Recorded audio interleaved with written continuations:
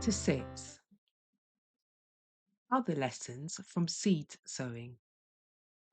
From the work of seed sowing and the growth of the plant from the seed, precious lessons may be taught in the family and the school. Let the children and youth learn to recognize in natural things the working of divine agencies, and they will be enabled to grasp by faith unseen benefits.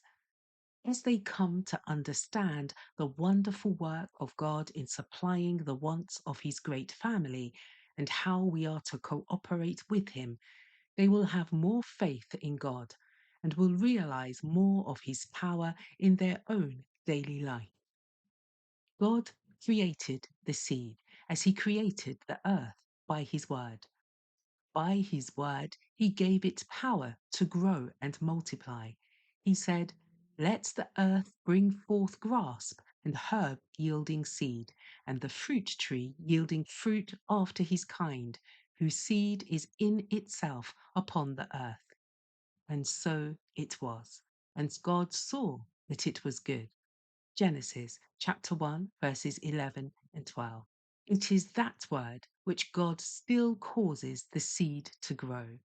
Every seed that sends up its green blade to the sunlight declares the wonder-working power of that word uttered by him who spake, and it was, who commanded, and it stood fast.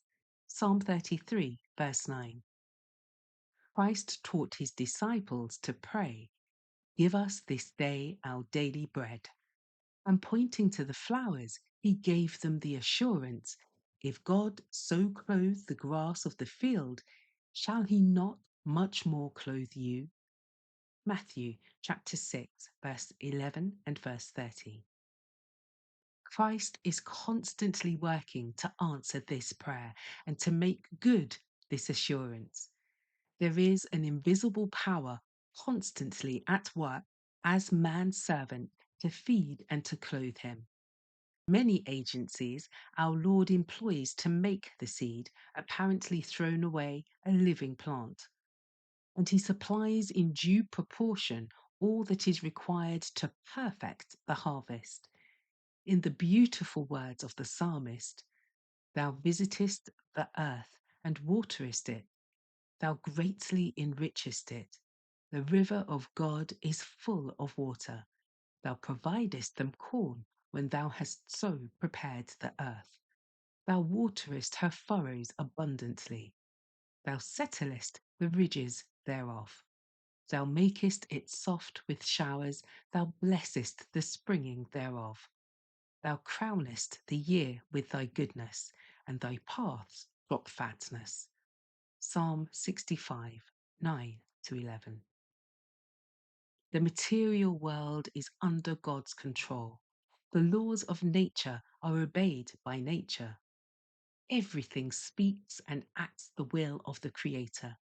Cloud and sunshine, dew and rain, wind and storm are all under the supervision of God and yield implicit obedience to his command. It is in obedience to the law of God that the spire of grain bursts through the ground.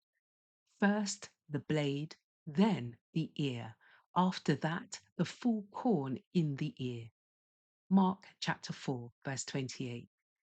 These the Lord develops in their proper season because they do not resist his working. And can it be that man, made in the image of God, endowed with reason and speech, shall alone be unappreciative of his gifts and disobedient to his will?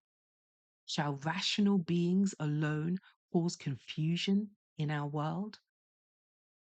In everything that tends to the sustenance of man is seen the concurrence of divine and human effort. There can be no reaping unless the human hand acts its part in the sowing of the seed. But without the agencies which God provides in giving sunshine and showers, dew and clouds, there would be no increase. Thus it is in every business pursuit, in every department of study and science. Thus it is in spiritual things, in the formation of the character, and in every line of Christian work.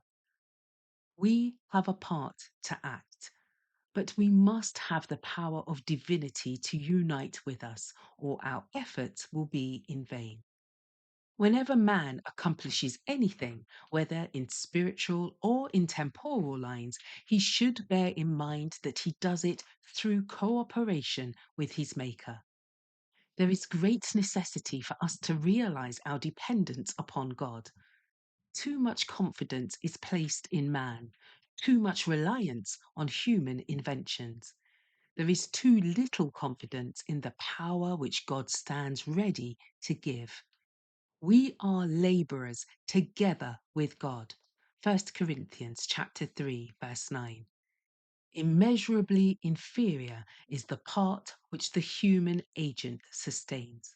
But if he is linked with the divinity of Christ, he can do all things through the strength that Christ imparts.